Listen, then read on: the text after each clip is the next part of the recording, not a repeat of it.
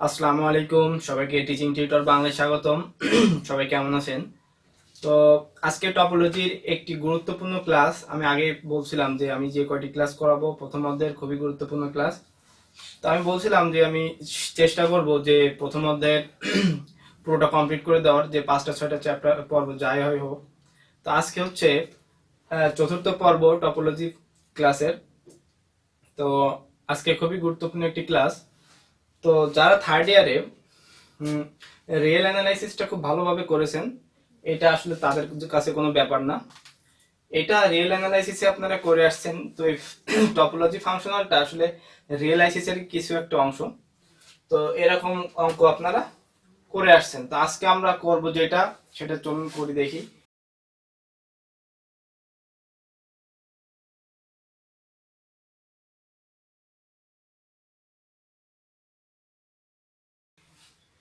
এটা example 11 science view পাবলিকেশনের। তো মনে করি এক্স ডি একটি মেট্রিক জগৎ, প্রমাণ করো যে এক্স কমা ডি ওয়ান একটি মেট্রিক জগৎ যেখানে যে কোনো দুটি বিন্দু এক্স ওয়াই বিলংস এক্স এর জন্য এইটা। এটা খুবই সিম্পল, এটা আসলে তেমন কঠিন কিছু নাই। এখানে বলছে যে মনে করি এক্স ডি একটি মেট্রিক জগৎ, ওকে, প্রমাণ করো যে এক্স ডি ওয়ান একটি মেট্রিক জগৎ। তো এখানে দেখেন ঘুরে ফিরে মেট্রিক জগতের হিসাব চলে আসছে। তো এখন মেট্রিক জগৎ সেটা জানার জন্য আমাদেরকে অবশ্যই মেট্রিক জগতের যে 4টি শর্ত আছে সেটা আপনাদেরকে মুখস্থ রাখতেই হবে। তো মেট্রিক জগতের 4টি শর্ত আছে, আমি জাস্ট আপনাদেরকে একটু দেখিয়ে দিচ্ছি অঙ্ক বোঝানোর সাথে। তো x d of x comma y greater than equal 0 হতে হবে। তারপর হচ্ছে d of x Y equal 0 হবে যদি ও কেবল যদি এক্স ইকুয়াল ওয়াই হয়। 3 হচ্ছে d of x Y equal D of Y x হবে। তারপর হচ্ছে d of x Y equal less than equal D of x z plus d of z y. এই 4টা শর্ত যদি মানে তাহলে আমাদের সেটা একটা সম্পূর্ণ ম্যাট্রিক জগৎ, এবং ম্যাট্রিক জগৎ তখনই বলা হবে যখন এই 4টি ফাংশন 4টি সূত্র মেনে চলবে। তো এখন আমরা এই দেখব এই অঙ্কের ক্ষেত্রে যে বলছে যে প্রমাণ করে যে এক্স ডি ওয়ান একটি মেট্রিক জগৎ, এটা আমাদের করতে হবে। আর এখানে যা শর্ত দেওয়া আছে d one of x y, এখানে করে বিন্দুর ক্ষেত্রে এক্স ওয়াই বিন্দুর ক্ষেত্রে, এটা আমরা জানি এটা এটা একটা উপসেট বা উপজগৎ। তো এখন আমাদের এই শর্ত 4টে প্রমাণ করতে পারলে আমাদের কমপ্লিট হয়ে যাবে। তো শর্ত 4টে অবশ্যই সামনে রাখবেন অঙ্ক করার সময়, এবং এটা মুখস্থ রাখতে হবে। তো এটা 1 নাম্বারের ব্রিফ কোশ্চেনে এটা আসতে পারে। আমি এটা কিন্তু অলরেডি কোনো একটা ক্লাসে দেখিয়েছিলাম। তো চলুন আমরা অঙ্কটা করে দেখি কেমন।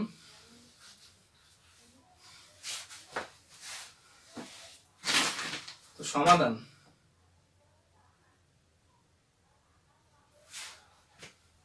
তো দেখেন আমি প্রথমেই বলছি যে আমরা বলছে যে 4টি শর্ত দেখাতে হবে। তো এখানে আমাদের কিন্তু প্রশ্ন হচ্ছে এইটা, প্রশ্ন এইটা, এবং আমরা এই মানটা নিয়ে অঙ্ক করব। এখানে লিখতে পারি যেহেতু ডি একটি মেট্রিক, আমরা দেখেন এখানে বলেছি যে মনে করি এক্স ডি একটি মেট্রিক জগৎ। তো যেহেতু ডি একটি মেট্রিক হচ্ছে, তো সেহেতু আমরা লিখতে পারি d of x y greater than equal 0 আমরা লিখতে পারি। এখন ডি অফ এক্স ওয়াই তো আমরা জাস্ট জানি মূল যে সূত্রটা, কিন্তু দেখেন তো এখানে ডি অফ এর জায়গায় আমাদের প্রমাণ করতে বলছে এক্স ডি ওয়ান, যেখানে ডি ওয়ান এর বিন্দু হচ্ছে এই যে এইটা। তো আমাদের কিন্তু এটাই লিখতে হবে, d one of x y greater than equal 0। তো এখন এখানে বোঝার বিষয় হচ্ছে যদি আপনারা এখানে দিতে চান এইভাবে, minimum 1d of x y greater than equal 0, তো দেন এটাকে আপনারা d1 of x y greater than equal 0 লিখতে পারেন। এভাবে লেখা যেতে পারে যে d of x আমরা জানি, তারপর d1 of x y সমান সমান এইটা লিখতে পারি। এবার এটা লিখে নিচে আপনারা এটা লিখতে পারেন, অথবা এটা লিখে দেখেন এইটার মানে হচ্ছে d1 of x y এই greater than equal 0, সেটাই মানে এইটাও যা এটাও তাই, তো এইটা লিখলাম greater than এই 0 লিখলাম, যেহেতু প্রথম শর্ত d of x y greater than equal 0, এটার মান হচ্ছে এইটা, তার জন্য এইটি করে দিলাম। তো এটা গেল আমাদের 1 নম্বর শর্ত। আমাদের দ্বিতীয় নম্বর শর্তটা করতে পারি, ধরি লিখবো আমরা, ধরি। তো দেখেন আমরা কিন্তু আর এটা লেখার দরকার আমাদের নেই, আমরা একবারে মানটা থেকে করতে পারি। আমাদের দ্বিতীয় শর্তে কি ছিল, d of xy ইকুয়াল 0 ছিল, তো আমাদের মূল অঙ্ক এইটা, তো আমরা এটা লিখতে পারি না d1 of xy ইকুয়াল 0। তো d1 of xy এর মানটা কি আছে, এই যে এটা, তো minimum 1d of xy equal 0, এটা আমরা লিখতে পারি। এখন দেখেন এখানে বলছে হচ্ছে মিনিমাম 1d of xy, এটা কিসের মান ছিল, এটা কিন্তু মনে করেন এটাকে আমরা ধরতে পারি না d of xy, এটা কিন্তু ধরতে পারি, এবং এখানে লিখতে পারি x ইকুয়াল y লিখতে পারি, একবারে আমরা এটা লিখে দিতে পারি। এখন কথা হচ্ছে যে আপনারা যদি চান যে এইটাই আর করবেন না, কারণ এইটাই দেখেন আমি বলছিলাম এইটাই x ইকুয়াল y হবে যদি এবং কেবল যদি দুইটা শর্ত থাকবে, তার মানে এইটা বিপরীত ক্রমে লিখতে হবে, এর এবার উল্টো করে লিখতে হবে। তো বিপরীত ক্রমে ধরি x ইকুয়াল y, আমরা এবার এই নিচ থেকে উপর দিকে যাব, x ইকুয়াল y, তাহলে এইটা যদি x ইকুয়াল y যদি ধরি তাহলে d of xy ইকুয়াল 0 হবে, d of x ইকুয়াল 0 হবে। এখন আমরা তাহলে করছিলাম কোনটা থেকে, এইটা থেকে না, তো তার জন্য আমরা এখানে লিখতে পারি d1 of xy ইকুয়াল 0, এটা লিখতে পারি। তো d1 of xy ইকুয়াল 0, এটার মান কত ছিল, minimum 1, d of xy equal 0। তো দেখেন এই যে মিনিমামটা আছে এটা আমরা রেখে দিতে পারি, এর একটা মান পেয়েছি আমরা এখানে 1, 0।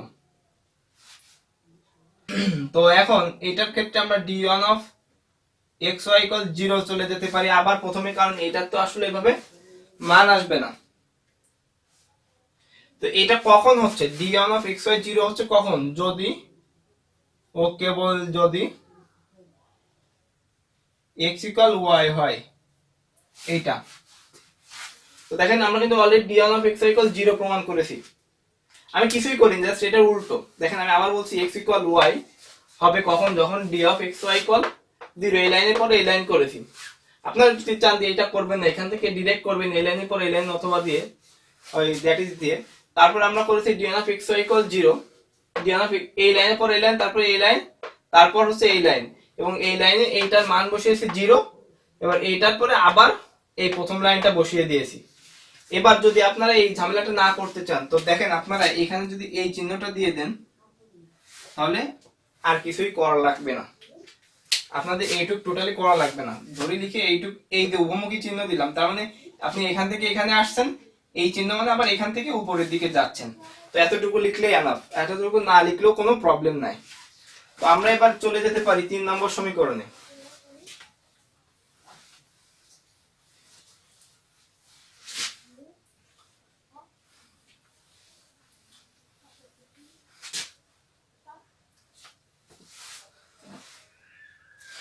তো 3 নম্বরটা খুবই সিম্পল, বলছে D on of x Y equal, আমরা D of x Y equal D of Y X, just X আর ওয়াইটা স্থানান্তর হবে, এছাড়া আর কোনো কিছু না। তো D on of x Y এর জায়গায় এখানে কি আছে, minimum 1 D of x Y. তো আমরা কি করতে পারি, মিনিমাম, তো দেখেন এইটা যখন ডি অফ এক্স ওয়াই তখন d on of x y, মানে এক্স এখানে যেটা আছে এখানে সেটাই। তো আমরা যদি এখানে এইটা করতে পারি ডি অফ এক্স ওয়াই, তো আমরা এইটার মান আমরা কি লিখতে পারি, ডি অফ ওয়াই এক্স লিখতে পারি না? খুব সুন্দরভাবে দেখেন এইটুক নাই, এখানে যা ব্র্যাকেটে যা আছে এই d on of x y মান আছে সেইটা, এখানে এক্স ওয়াই আছে। এখানে যদি ডি অফ ওয়াই এক্স থাকে তাহলে এইটুক ঢেকে রাখি, এইটুকের পরিবর্তে ডি অফ ওয়াই এক্স আমরা লিখতে পারি, এবং এখানে অবশ্যই একটা 1 দিতে পারি এই লাইনের সাথে তুলনা করলে। দেখেন এটা খুবই সিম্পল, আমি এখানে পাশে লিখে দিচ্ছি d of x Y equal D of Y x, এটা। তো এই গেল আমাদের হচ্ছে 3 নম্বর শর্তটা। এবার আমরা করব হচ্ছে 4 নম্বর শর্তটা।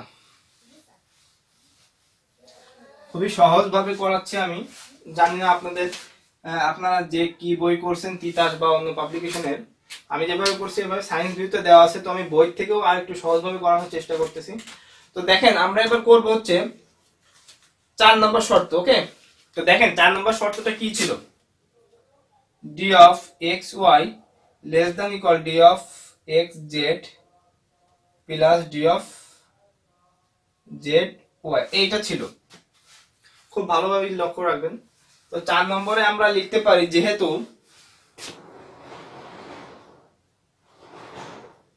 D on of x Y equal minimum 1 D of,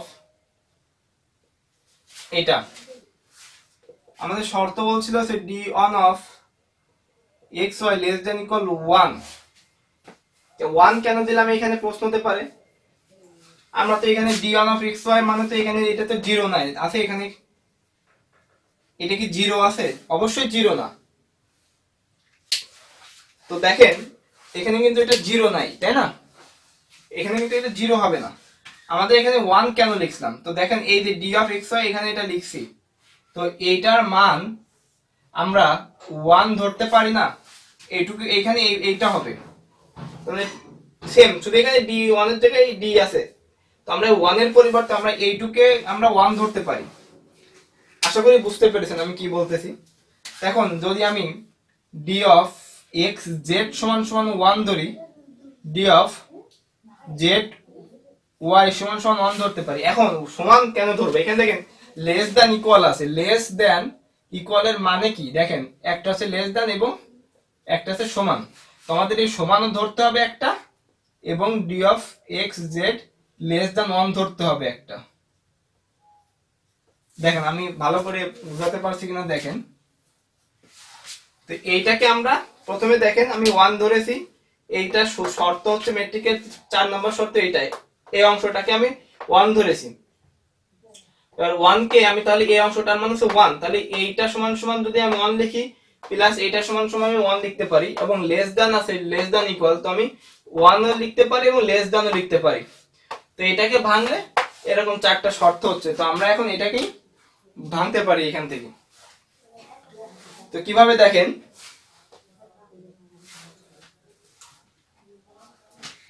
তো এখানে ডি অন অফ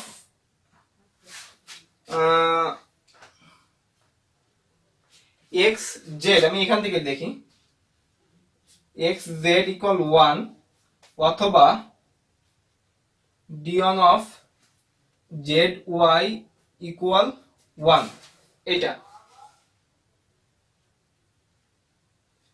সেহেতু এই যে এটা লিখতে পারি d on of x z plus d on of z y, এই টোটালটার মান হচ্ছে 1।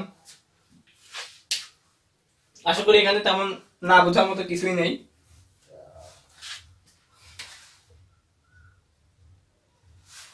তো দেখেন এই যে সমীকরণটা আছে,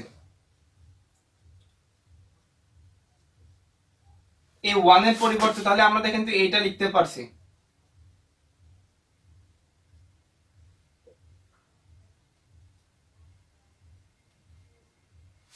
দেখেন তো এটা লিখতে পারছি কিনা। আশা করি এটা খুব ভালোভাবে আপনারা বুঝতে পেরেছেন। তো এখন আরেকটা ছিল লেস দ্যান এর বিষয়, আরেকটা ছিল হচ্ছে লেস দ্যান এর বিষয়। আমাদের তো ইকুয়ালেরটা গেলাম, এখানে আর লেস দ্যান এর বিষয় লিখছিলাম, তো সেটাও আমাদের লিখতে হবে। তো সেটা কিভাবে, d1 অফ এক্স জেড, এটা দেখে দেখে লিখতে পারি আমরা, লেস দ্যান 1 অথবা d1 of z y less than 1। এইটা, এই উভয় শর্ত কিন্তু সিদ্ধ করে, এই উভয় শর্ত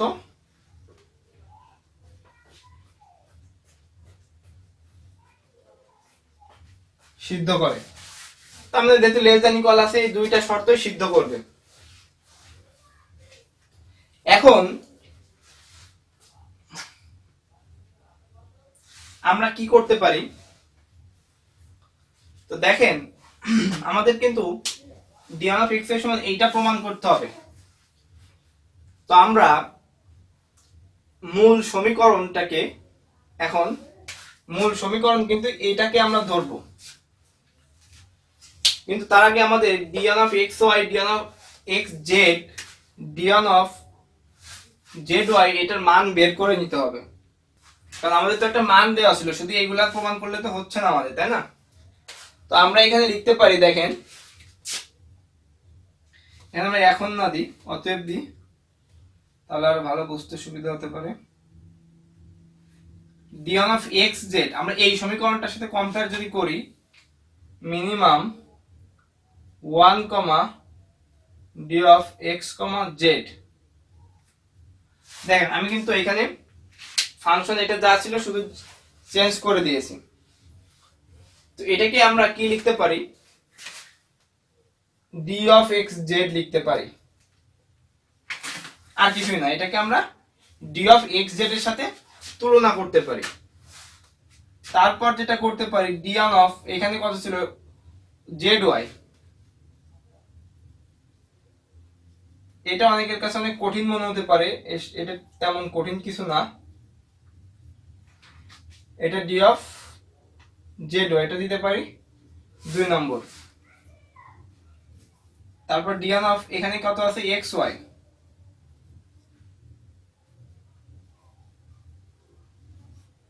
ওয়ান d অফ xy,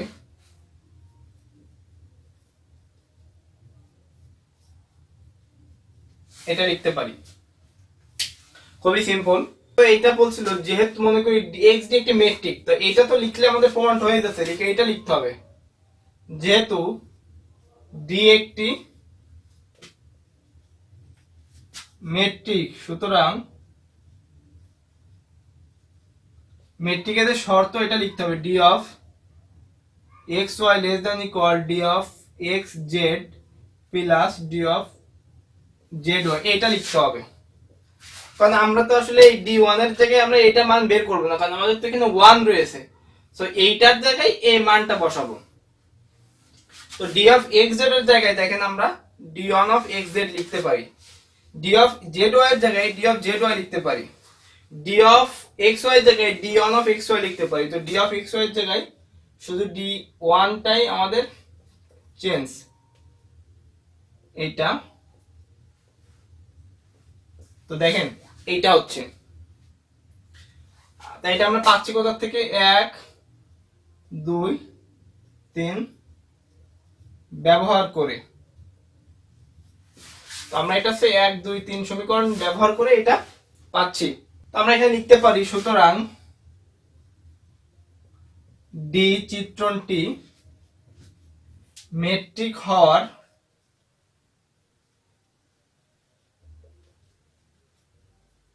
চারটি শর্তই মেনে চলে। অর্থাৎ এটা একটা ম্যাট্রিক্স, এটা আপনারা লিখে দিতে পারেন। তো এটা হচ্ছে অ্যান্সার। তো এই ছিল হচ্ছে পর্ব 4। আশা করি খুব সহজভাবে আপনাদের বুঝাই দিতে পারছি। যদি ভালো বুঝে থাকেন অবশ্যই একটা লাইক দিবেন এবং কমেন্টের মাধ্যমে জানাবেন যে কেমন লাগলো ক্লাসটা। তো পরবর্তীতে এরই আরেকটা সেম প্রায় কিছুটা আর কি, ওইটাও আমি করিয়ে দেওয়ার চেষ্টা করব। ক্লাসটা অবশ্যই মনোযোগ দিয়ে সব করবেন। হয়তো অনেকে ক্লাসটা পারেন, তারপরেও যদি এক নজর দেখেন অনেক প্রবলেম সলভ হয়ে যেতে পারে। আমার থেকেও অনেক ভালো বুঝতে পারেন। তো আমি বলবো যে একটু দেখতে ক্লাসটা। তো সবার কাছে অনুরোধ থাকবে যে ক্লাসগুলো মনোযোগ সহকারে করবেন এবং নোট করে রাখবেন। তো আজকের মতো এখানেই বিদায় নিতে হচ্ছে। আসসালামু আলাইকুম। সবাইকে টিচিং টিউটর বাংলায় আরেকবার স্বাগতম।